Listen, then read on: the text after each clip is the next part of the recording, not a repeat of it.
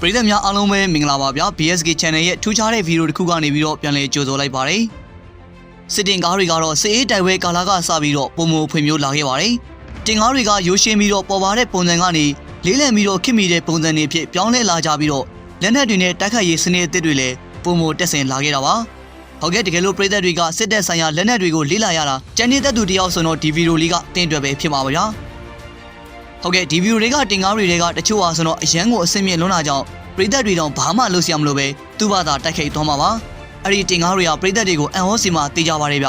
ကဲဒါဆိုရင်အမြင့်ဆုံးစစ်တင်ကား10မျိုးကိုအခုပဲကြည့်လိုက်ရအောင်ဗျနံပါတ်10အနေနဲ့အရင်ဆုံးပြောပြပေးနေတာကတော့ Leopard 2A7 ပဲဖြစ်ပါတယ်ဒီဂျာမန်စစ်လက်နက်ဟာဆိုတော့ Leopard 2ရဲ့ဒီဇိုင်းကိုပြန်လည်ပြုပြင်ထားတဲ့ပုံစံဖြစ်ပြီးတော့ဂျီကာနဲ့ electronic ကိရိယာအသစ်တွေကိုတက်ဆင်ထားတာပါအဲ့ဒီတင်ကားကတော့ဘလို့ရန်ပြုတ်လာမှုတွေကိုမဆိုချိန်မုံပြစ်မှတေးကြပါတယ်အပြစ်ခတ်စွမ်းရည်မှာဆိုတော့သူကနောက်เสียမဟုတ်ပါဘူးဗျသူ့ရဲ့အစင်းမြင့်အပြစ်ခတ်ထင်းချိုရေးစနစ်နဲ့တနက်အသစ်တွေကြောင့်ရန်သူတွေထက်ပိုတီးကြပြီးတော့ပိုပြီးတော့လည်းဝေးအောင်ပြစ်ခတ်နိုင်မှာပါအဆိုပါတင်ကားဟာဆိုတော့နိုင်ငံတကာတင်ကားပြိုင်ပွဲပေါင်းများစွာမှာရှင်ပြိုင်ခဲ့ပြီးအမေရိကန်ရဲ့ M1A2 SP ဗြိတိန်ရဲ့ Challenger တို့ပြင်သစ်ရဲ့ Leclerc အပါဝင်တော့တင်ကားပေါင်းများစွာကိုအနိုင်ယူခဲ့ပြီးပဲဖြစ်ပါတယ်သူကတော့ပြောင်မြောက်တဲ့အစွမ်းတွေကိုပြနိုင်ဖို့အတွက်ဗတ်စုံသောလောင်စာအင်ဂျင်နဲ့ဖြည့်ထားပြီးတော့မြင်းကောင်ရီအား1500အထိထုတ်ပေးနိုင်တာပါသူကတော့အရင်ပုံစံတွေထက်ပိုပြီးတော့လေးပေမဲ့ရွှေလျားမှုကပိုပြီးတော့ကောင်းပါတယ်ဗျအဲ့ဒီတင်ကအမျိုးအစားကိုတော့ဂျာမနီစစ်တပ်မှာအဓိကအသုံးပြုပြီးတော့အစီး200ကိုဆော်ဒီအာရေးဗျမှာအသုံးပြုပါတယ်62စီးကိုတော့ကာတာနိုင်ငံမှာအသုံးပြုလျက်ရှိပါတယ်ဗျနံပါတ်9 K2 Black Panther ပရိသတ်တွေကတောင်ကိုရီးယားရဲ့နည်းပညာခန္ဓာမှာဆိုရင်တော့ Samsung ကိုပဲကြားဖို့ကြမှာပါဒါပေမဲ့တောင်ကိုရီးယားတွေဟာအလွန်ကိုထူးခြားတဲ့တင်ကားတွေကိုလည်းထုတ်လုပ်နိုင်ပြီးတော့အဲ့ဒီတင်ကားကတော့အားလုံးထဲမှာအကောင်းဆုံးပဲဖြစ်ပါတယ်Black Pantherကတော့ကမ္ဘာပေါ်ကအစင်းမြင့်ဆုံးတင်ကားတွေကတစည်းဖြစ်ပြီးတော့ရန်သူတွေဖြစ်တဲ့တရုတ်နဲ့မြောက်ကိုရီးယားတို့ရဲ့တင်ကားတွေထက်ပိုပြီးတော့သာပါတယ်ဒါပေမဲ့အဲ့ဒီတင်ကားတွေဟာအကုန်ကြလည်းများပြီးတော့ကမ္ဘာပေါ်ကဈေးကြီးဆုံးတင်ကားတွေကတစည်းဖြစ်ပါတယ်ဒီတင်ကားတွေကိုတော့တောင်ကိုရီးယားစစ်တပ်က2016မှာစတင်ထုတ်လုပ်ခဲ့ပြီးတော့2019အထိထုတ်လုပ်နေခဲ့တာကြောင့်အနည်းဆုံးအစီး100လောက်ထိတော့ရှိနေလောက်ပါပြီဒါပေမဲ့အရင်တုန်းက K1 တင်ကားတွေနေရာမှာအားလုံးကိုအစားထိုးဖို့ဆိုတော့အစီး300နီးပါးထိလိုအပ်မှာဖြစ်ပါတယ်ဆက်လက်ပြီးတော့ထုတ်လုပ်နေနိုင်ပါသေးတယ်ဗျသူတို့မှာတော့ဖောက်ခွဲရေးပစ္စည်းတွေကိုတုံ့ပြန်နိုင်တဲ့ဂျီကာမော်ဂျူးတွေတက်ဆင်ထားပြီးတော့ဆိုလိုတာတော့စစ်ပွဲကိုရှောက်တဲ့အခါမှာသူက120မမတင်ကားတွေနဲ့ FFF တနက်တွေရဲ့ဓာတ်ရိုက်ပစ်ခတ်မှုတန်းကိုခံနိုင်မှာပဲဖြစ်ပါတယ်သူကအလေးချိန်ပေါ်ပါပေမဲ့သူ့ရဲ့ကာဝယ်ရေးစနစ်တွေကတော့အမေရိကန်ရဲ့ M1A2 Abrams ကိုတောင်ရှင်းနိုင်မှာပဲဖြစ်ပါတယ်နောက်ပြီးတော့ Black Panther မှာအစွမ်းထက်ကာဝယ်ရေးစနစ်တွေတံမြန်တက်ခတ်ရေးစနစ်တွေလည်းတက်ဆင်ထားတာကြောင့်စစ်ပွဲမှာတော့သူ့ရဲ့အစွမ်းထက်မှုကိုပုံမဖြစ်စီပေးလိုက်တာပဲဖြစ်ပါတယ်ဟုတ်ကဲ့ပါသူရဲ့လက်နက်စနစ်တွေအကြောင်းပြောရမယ်ဆိုတော့သူကတော့နောက်ဆုံးပေါ်ဂျာမန်120မမA55တနက်တက်ဆင်ထားပြီးတော့အပြစ်ခတ်ထင်းချုပ်ရေးစနစ်ကိုအစင်းမြင့်ထားတာကြောင့်ရန်သူကားတွေကိုခြေရာခံနိုင်ပြီးတော့အလိုလျောက်ပစ်ခတ်နိုင်မှာပါနောက်ပြီးတော့လူသားကထင်းချုပ်စရာမလိုဘဲနဲ့အနေမိုင်းမှာပြန်နေတဲ့ဟယ်လီကော်ပတာတွေကိုတော့ပြစ်ချနိုင်မှာပဲဖြစ်ပါတယ်သူ့ကိုတော့အင်အားကြီးတဲ့ဒီဇယ်အင်ဂျင်နဲ့အားဖြည့်ထားတာကြောင့်ပြင်းမြန်စွာရွှေလျားသွားနိုင်မှာပါနံပါတ်6 Challenger 2ဟုတ်ကဲ့ဗြိတိရှတင်ကားဟာဆိုတော့ပရိသတ်တွေထင်ထားတာထက်ပိုပြီးတော့မိုက်မှာတေးကြပါတယ်ဗျ Challenger 2မှာနောက်ဆုံးမှာဂျိုဘရန်ဂျီကာတွေတက်ဆင်ထားပြီးတော့ဒီနေ့အထိကမ္ဘာပေါ်မှာအကာအကွယ်ထားဆုံး MBTS တွေကတခုပဲဖြစ်ပါတယ်သူကတော့ဓာတ်ရိုက်ပစ်ခတ်မှုတွေကိုတော့တော်တော်လေးကိုကာကွယ်နိုင်ပါတယ်ဗျအဲ့ဒီတင်ကားတွေရဲ့တမိုင်းကြောင်အစဟာဆိုတော့1986ခုနှစ်ကဘီကားကာဝယ်ရေးစနစ်လုပ်ငန်းမှာ Challenge 1ကိုတအူးတဲ့ပိုင်တင်ကားဖြစ်နေစတင်တီထွင်နိုင်ခဲ့ရာကနေစခဲ့တာပါဒီနောက်မှာတော့1989ခုနှစ်မှာယူရိုတန်း90စုတော်ငွေချီးမြှင့်ခံရပြီးတော့ Challenger တွေကိုဆက်လက်တီထွင်ခဲ့ပြီးတော့တရုတ်ပြရှင်ဖြစ်ထားခွင့်တောင်ရရှိခဲ့တာပါအဲဒီလိုနဲ့1990ခုနှစ်မှာဇူလိုင်လမှာတော့ဗြိတိရှကာဝယ်ရေးဝန်ကြီးဌာနက Challenger ကိုအစီးရေပေါင်း140စီးကိုပေါင်920တန်းပေးပြီးတော့မှာယူခဲ့ပါတယ်ဒီနောက်မှာတော့1994မှာလည်းအစီးရေ268စီးကိုထပ်မံပြီးတော့မှာယူခဲ့ပြန်ပါတယ်ဒါကြောင့် Challenger ကိုတော့စစ်တပ်ရဲ့တင်ကားအဖြစ်1993ခုနှစ်မှာစတင်ထုတ်လုပ်ခဲ့ပြီးတော့တမ်မလော်စီကိုတော့1994ခုနှစ်ဇူလိုင်လမှာပို့ဆောင်နိုင်ခဲ့ပါတယ်စစ်တပ်ကအဲ့ဒီတင်ကားတွေကိုတော့1998ခုနှစ်မှာစတင်အသုံးပြုခဲ့ပြီးနောက်ဆုံးပို့ဆောင်မှုကတော့2002ခုနှစ်မှာပဲဖြစ်ပါတယ်ဒါပေမဲ့အဲ့ဒီတင်ကားတွေကိုတော့နောက်ဆက်10စုနှစ်3ခုထိဆက်ပြီးတော့သုံးဖို့ယာထားပါတယ်ဗျသူ့ရဲ့လက်နက်အကြောင်းကိုပြောရမယ်ဆိုတော့သူ့မှာဆိုရင်အလုံးကိုတီးကြတဲ့120မမရိုင်ဖယ်တနက်ကိုတက်ဆင်ထားပါတယ်ဒါကြောင့်သူကစစ်ပွဲသုံးတင်ကားအများစုမှာသုံးလေရှိတဲ့တနက်တွေထဲတာလွန်နေမှာပဲဖြစ်ပါတယ်သူကတော့9ကီလိုမီတာကျော်အကွာဝေးထိအများဆုံးပြစ်နိုင်ပြီးတော့အကောင်းဆုံးအင်ဂျင်ကိုအသုံးမပြုထားဘူးဆိုပေမဲ့သူ့ကိုတော့ယုံကြည်စိတ်ချလို့ရမှာပါ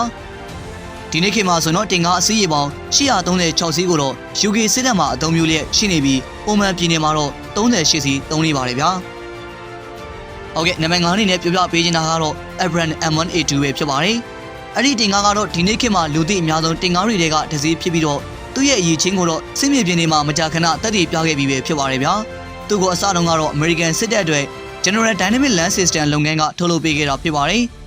ဒီတင်ကားကိုတော့တခြား M1A2 တင်ကားတွေကနေရတဲ့အတွေ့အကြုံပေါ်မှာအခြေခံပြီးတော့နည်းပညာအသစ်တွေနဲ့အဆင့်မြင့်နေထားတာပါဒါကြောင့်သူကတော့ကမ္ဘာပေါ်မှာအကောင်းဆုံးတင်ကားတွေကတစ်စီးဖြစ်နေတာပါဗျာဟုတ်ကဲ့အဲ့ဒီတင်ကားရဲ့အဓိကလက်နက်ကတော့ manual တက်ဆင်ထားတာဖြစ်တာကြောင့်120မမ SM256 စမူဖိုးအမြောက်ဖြစ်ပြီးတော့ကြီးကာတက်ဆင်ထားတဲ့ရှင်တွေခြေလင်တက်တွေနဲ့အနေပိုင်းမှာပြန်နေတဲ့လေရင်တွေစီကိုနေတိုးလက်နက်တွေပစ်သွင်းနိုင်ပါတယ်နောက်ပြီးတော့9.6နှစ်မမ M240 စက်တနက်2လက်နဲ့ 0.52 ကာလီဘာ M2 စက်တနက်1လက်ကိုလည်းတက်ဆင်ထားပြန်ပါတယ်သူ့ရဲ့ကြီးကာကလေးလံပြီးတော့စတီနဲ့ယူရေနီယံပေါင်းဆက်ထားတဲ့ပုံစံပဲဖြစ်ပါတယ်ဗျာဒါကြောင့်တပ်သားတွေကအလွန်ကိုလုံခြုံပြီးတော့ရွေလျားမှုအကြောင်းပြောရမယ်ဆိုတော့265မိုင်အထိရောက်နိုင်ပြီးအမြန်ဆုံးနှုန်းကတော့တနာရီကို42မိုင်ပဲဖြစ်ပါတယ်နံပါတ်4 T14 Armadaဟုတ်ကဲ့ဒါကတော့ရုရှားရဲ့မျိုးဆက်သစ်စစ်တင်ကားဖြစ်ပြီးတော့ယူရီဖကွန်ဆာဖော့လုပ်ငန်းကရုရှားတက်မလို့တဲ့တီထွင်ခဲ့တာဖြစ်ပါတယ်သူကတော့2020ခုနှစ်မှာစတင်ပို့ဆောင်နေပြီဖြစ်ပါတယ်ဗျဒီတင်ကားဟာဆိုတော့ Standard 556ကိုအဆင့်5ကာကွယ်ရေးစနစ်ရှိတယ်လို့ခံမှန်းရပါတယ်တကယ်လို့တင်ကား Standard 556ကိုဆိုတာဘာလဲလို့သိကျင်တယ်ဆိုတော့အဲ့ဒါကကြီးကားရင်းတွေမှာကာကွယ်ရေးစနစ်အဆင့်တန်းကိုတတ်မှတ်ဖို့ပြုလုပ်ထားတဲ့နေတိုးရဲ့အစံသတ်မှတ်ချက်အဆင့်ဖြစ်ပါတယ်ဗျာအဲ့ဒီတင်ကားကတော့စံသတ်မှတ်ချက်ရအဆင့်ကိုအလွန်မြင့်နေပါတယ်ပြီးတော့သူရဲ့ Afghan ကာကွယ်ရေးစနစ်ကမြေကြောကိုထောက်လန်းနိုင်ပြီးတော့တင်ကားဖြိုခွဲရေးလက်နက်တွေကိုလည်းခြေရာခံနိုင်ပါတယ်သူမှဆိုတော့တာဘိုဒီဇယ်အင်ဂျင်ကိုတုံးထားပြီးတော့အမြန်နှုန်းကတော့တနာရီကို90နဲ့6မိုင်ဖြစ်ပြီးတော့310မိုင်အထိကိုရှောင်းနိုင်ပါတယ်ဗျာဒီလိုအဆင့်မြင့်အရေးသွေးတွေကြောင့်ရုရှားရဲ့အဓိကရန်သူတွေဖြစ်တဲ့အနောက်နိုင်ငံတွေဟာထိတ်လန့်နေရပြီးတော့ဂျာမနီ UK အပါအဝင်နိုင်ငံအများစုကတင်ကားအသစ်တွေထုတ်လုပ်နိုင်အောင်စ조사နေကြတာပဲဖြစ်ပါတယ်ဗျာနံပါတ်3 Megava MK4 Israel ဆိုတဲ့စနေပညာနဲ့ပတ်သက်လာပြီးဆိုရင်တော့နောက်စရာတော့မဟုတ်ပါဘူးဗျMegava MK4 ဟာဆိုတော့ Israel ရဲ့နောက်ဆုံးမော်တင်ကားပဲဖြစ်ပါတယ်သူကတော့ Megava တင်ကားလုပ်ငန်းကထုတ်လုပ်ထားတာဖြစ်ပြီးတော့ကမ္ဘာပေါ်မှာလုံခြုံရေးစနစ်အကောင်ဆုံးတင်ကားတွေကတစည်းပဲဖြစ်ပါတယ်သူမှာဆိုတော့120မမ MG243 စမူဘောတနက်တက်ဆင်ထားတာကြောင့်တင်ကားဖြက်စီးရေးနဲ့ဖောက်ခွဲရေးလက်နက်တွေကိုဖျက်ဆီးနိုင်မှာပါသူမှာတော့လက်ဟာတင်ကားဖြိုခွဲရေးဒုံးကြီးတွေ9.6နှစ်မမဘုံဝင်ရိုးတန်းပါတဲ့စက်တနက်တွေ7.3မမစုံလေစက်တနက်တွေနဲ့60မမလက်ပစ်ဘုံလောင်ချာတွေလည်းတက်ဆင်ထားပါတယ်ဗျာအဲ့ဒီတင်ကားကိုတော့အထူးကြီးကားတွေစပရင်ပါတဲ့ကြီးကားတွေဘေးဘက်တွေမှာနဲ့အောက်ခြေပတ်လေအကာတွေနဲ့အဗစ်လေဆာစနစ်နဲ့အီမီမီဂိုဘုံတို့နဲ့ကာဝယ်ထားပါတယ်ဗျာဒါကြောင့်သူ့ကိုတော့ဘယ်လန်းနဲ့ပဲဖြစ်ဖြစ်ဖောက်ထွင်းနိုင်မှာမဟုတ်တော့ပါဘူးဗျာနောက်ပြီးတော့စစ်သားတွေကိုလည်းအစိမ့်မြင့်တင်ကားဖြည့်ဆည်းရေးဒုံးကြီးတွေရဲ့ရန်ကနေထရိုဖီကာဝယ်ရေးစနစ်တွေနဲ့ကာဝယ်ထားပြန်ပါတယ်ဟုတ်ကဲ့အဲ့ဒီတင်ကားကတော့တနာရီကိုမိုင်40နှုန်းနဲ့အများဆုံးသွားနိုင်ပါတယ်ဗျာဟုတ်ကဲ့နံပါတ်2ကတော့ Titanic TK8 ပဲဖြစ်ပါတယ်ဗျဂျပန်နိုင်ငံရဲ့စတုထမျိုးဆက်သစ်တိုက်ပွဲတင်ကားဖြစ်ပြီးတော့ Mitsubishi လုပ်ငန်းစုကနေထုတ်လုပ်ထားတာပါအဲ့ဒီတင်ကားကိုတော့ဂျပန်ကြီးတဲ့အတွက်ဒီဇိုင်းဆွဲပေးထားတာဖြစ်ပါတယ်ဗျသူ့ကိုတော့2012ကစပြီးကြီးတက်မှာအသုံးပြုခဲ့ပါတယ်သူမှာတော့120မမအစမှုဘိုးတနက်တွေ7.3မမဆက်တနက်နဲ့တိုက်94အမျိုးအစား9.6နှစ်မမအမြောက်တွေတက်ဆင်ထားပါတယ်နောက်ပြီးတော့ခင်မီနီးပညာအသစ်ဖြစ်တဲ့ C4I စနစ်ကိုလည်းထည့်သွင်းထားတာကြောင့်ကွန်ပျူတာတွေ AI တွေကိုလည်းထိန်းချုပ်အမိန့်ပေးနိုင်မှာပါပြီးတော့အထူးတာဝန်တွေဆောင်ရွက်တဲ့အခါမှာလည်းခြေလင်တက်တွေနဲ့ဆက်သွယ်မှုအားပိုပြီးတော့ကောင်းစေမှာပါကာကွယ်မှုအတွက်ကတော့တင်ကားတွေကိုမော်ဂျူလာမြေတဲ့ကြီးကားကိုတုံးထားပြီးတော့ပန်ကာတက်ဒုံးကြီးတွေလက်ပစ်ဘုံတွေ RPG ကြီးစံတွေအပူဒုံးကြီးတွေတင်ကားပစ်ဒုံးတွေကိုလည်းခံနိုင်ရည်ရှိပါတယ်ဗျာသူရဲ့ကာကွယ်ရေးစိတ်ကိုပြောင်းလဲဖို့အတွက်မော်ဂျူးတွေကိုအလွယ်တကူဖြုတ်ချင်းတက်ချင်းပြုလုပ်နိုင်ပါတယ်ဟုတ်ကဲ့ပါသူမှာတော့မြင်းကောင်ရီအား1200ထုတ်ပေးနိုင်တဲ့ရေနဲ့အေးပေးနိုင်တဲ့ဒီဇယ်အင်ဂျင်တက်ဆင်ပေးထားပြီးတော့တနာရီကိုတော့ 43.5 မိုင်နှုန်းနဲ့သွားနိုင်ပါတယ်ဗျာဟုတ်ကဲ့ပါဗျဒီနေ့ကနေနောက်ဆုံးပြပြပေးချင်တာကတော့နံပါတ်1 look lab ပဲဖြစ်ပါတယ်ပြင်သစ်တွေကစစ်လက်နက်နဲ့ပတ်သက်လာပြီးဆိုတော့အရန်ကိုပြန်ဆိုင်လို့စိတ်ပြန်ထန်ကြပါတယ်ဒါကြောင့်လဲလူလက်တင်ကားကဆိုတော့အရန်ကိုအဆင်မြင့်နေတာအန်အောဖရတော့မဟုတ်ပါဘူးဗျာသူကတော့အခု Nida System ကုမ္ပဏီဖြစ်နာမည်ပြောင်းလိုက်တဲ့အရင်တုန်းက GS စက်မှုကုမ္ပဏီကနေပြီးတော့ပြင်သစ်စစ်တပ်အတွက်တီထွင်ခဲ့တာဖြစ်ပါတယ်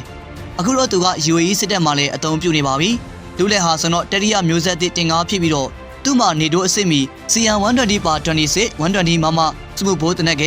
ကစနစ်တသမခုံမမဘုံဝင်ရုပ်ပါတဲ့စက်တနက်နဲ့အမိုးပါ9.6နှစ်မမစက်တနက်တွေတက်ဆင်ပေးထားတာပါ